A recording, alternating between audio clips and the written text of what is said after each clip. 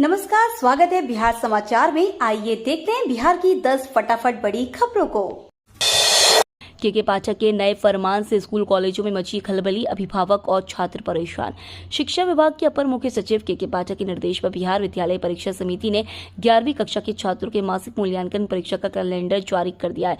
निर्देश है कि मैट्रिक पास होने वाले स्कूल में ही सभी छात्र छात्राओं के लिए 11वीं की मासिक परीक्षा आयोजित की जाएगी। शिक्षा विभाग के नए निर्देश के बाद +2 स्कूल और इंटर कॉलेजों में खलबली मच गई है, क्योंकि मैट्रिक पास विद्यार्थियों का इंटर में अभी नामांकन ही नहीं हुआ है। बिना नामांकन और बिना पढ़ाई के ही 11वीं की उनकी मासिक परीक्षा के कैलेंडर को लेकर सभी चिंतित हैं। बिहार में एनआईए की रेड, गोपालगंज के बड़े होटल कारोबारी का बेटा गिरफ्तार। मानव तस्करी और साइबर धोखाधड़ी मामले में एनआईए ने बिहार समेत देश के 6 राज्यों में छापेमारी कर 5 लोगों को गिरफ्तार किया है। एनआईए की टीम ने गोपालगंज में छापेमारी कर मानव तस्करी के आरोप में होटल कारोबारी के बेटे को गिरफ्तार किया। एनआईए की छापेमारी से हड़कंप मच गया। गिरफ्तार सभी आरोपी थाईलैंड, कंबोडिया और वियतनाम से लाओस SEZ तक भारतीय युवाओं को अवैध रूप से सीमा पार करने की सुविधा प्रदान करने के लिए अंतर्राष्ट्रीय सीमा पार से सक्रिय तस्करों के साथ काम कर रहे थे।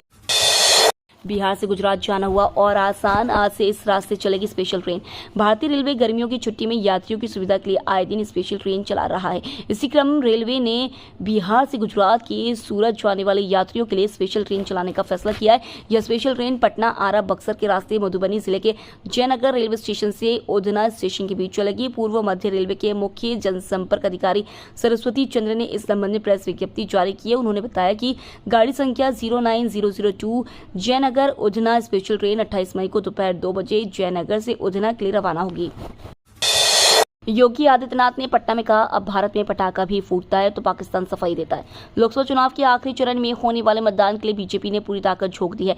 इसी सिलसिले में उत्तर प्रदेश के मुख्यमंत्री योगी आदित्यनाथ मंगलवार को पटना पहुंचे, जहां उन्होंने पटना साहिब लोकसभा क्षेत्र के फतुहा के अलावलपुर स्थित कालिका हाई स्कूल परिसर में एक जनसभा को संबोधित किया।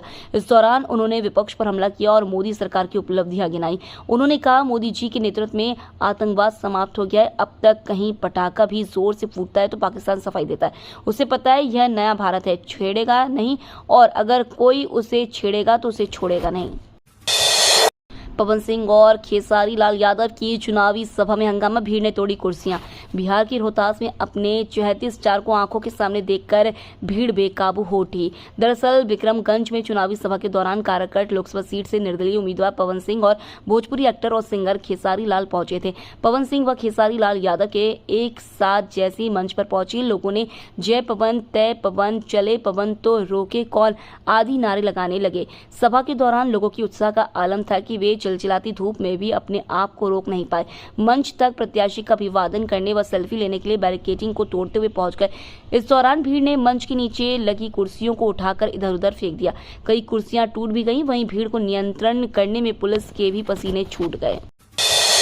पवन सिंह का दिखा नया अंदाज, मंच पर उतार दिया कुर्ता। बिहार की काराकट लोकसभा सीट से निर्दलीय चुनाव लड़ रहे भोजपुरी सिंगर पवन सिंह को लोगों का खूब प्यार मिलते हुए दिख रहा है। इस बीच चुनाव प्रचार के दौरान का एक हिस्सा वीडियो वायरल हो रहा है। इसमें पवन सिंह कड़ी धूप में चुनावी मंच से अपना कुर्ता उतार रहे हैं और एक शख्स को दे रहे हैं। भारत नेपाल सीमा पर एसएसबी की बड़ी कार्रवाई, 129 किलो गांजा के साथ 2 तस्कर गिरफ्तार। भारत नेपाल सीमा पर गांजा तस्करी में काफी बढ़ोतरी देखी जा रही है। वहीं सीमा पर तैनात एसएसबी को गाहे बगाहे जब सूचना मिलती है तो तस्करों की गिरफ्तारी के साथ साथ गांजा भी बरामद किया जाता है। इसी क्रम में वाहिनी के बाहरी सीमा चौकी कुशमाहा क्षेत्र में भारत नेपाल सीमा स्तंभ संख्या 177 के पास बिशनपुर में 129 किलो गांजा के साथ 2 तस्करों को गिरफ्तार किया गया है। एवरेस्ट पर भी ट्रैफिक जाम, लंबी लंबी कतारों में खड़े लोग। दुनिया की सबसे ऊंची चोटी हिमालय के एवरेस्ट पर चढ़ाई करना लगभग हर पर्वतारोही की चाह होती है, लेकिन इस चाह ने कईयों की जान भी ले ली है। इस साल एवरेस्ट पर चढ़ाई का सीजन शुरू होते ही सैकड़ों पर्वतारोहियों का जुटान एवरेस्ट पर होने लगा और बीते हफ्ते 5 पर्वतारोहियों के मरने की भी खबर सामने आई है। इसी बीच सोशल मीडिया पर एक वीडियो वायरल हो रहा है जिसमें सैकड़ों लोग रस्सी के सहारे एवरेस्ट पर चढ़ने की कोशिश में हाफते और धीरे धीरे ऊपर सरकने की कोशिश करते दिख रहे हैं। ऐसा लग रहा है जैसे एवरेस्ट पर ट्रैफिक जाम हो गया है। केदारनाथ के बाद अब कन्याकुमारी आखिरी वोटिंग से पहले पीएम मोदी साधना में होंगे लीन। लोकसभा चुनाव का प्रचार खत्म होते ही पीएम मोदी साधना में लीन होंगे। वह कन्याकुमारी में विवेकानंद मेमोरियल के ध्यान मंडपम में 30 मई की शाम से 1 जून की शाम तक ध्यान करेंगे। सालों पहले इसी चट्टान पर स्वामी विवेकानंद ने 3 दिनों तक ध्यान कर विकसित भारत का दर्शन दिया था। यह भारत का दक्षिणतम छोर है। आखिरी चरण से पहले मुकेश सहनी ने कह दी ऐसी बात, बिहार में तेज हुई सियासत। विकासशील इंसान पार्टी के संस्थापक और पूर्व मंत्री मुकेश सहनी ने कहा है कि भाजपा अपनी हार सामने देखकर बौखला गई है। प्रधानमंत्री से लेकर अन्य नेता नाब शनाब बोलने लगे हैं। आलम यह कि बौखलाई भाजपा विपक्ष के नेता को जेल में डालने की धमकी देने पर आ गई है। मुकेश सहनी जहानाबाद, भोजपुर और पटना की चुनावी सभा में बोल रहे थे। सहनी ने कहा कि अभी चुनाव जारी है, बावजूद इसके भी चुनाव के बीच में है, तब तो ऐसी धमकी दे रहे हैं। अगर गलती से भी ये जीत गए तो ये ना संविधान मानेंगे और ना ही लोकतंत्र ही इनके लिए मायने रखेगा।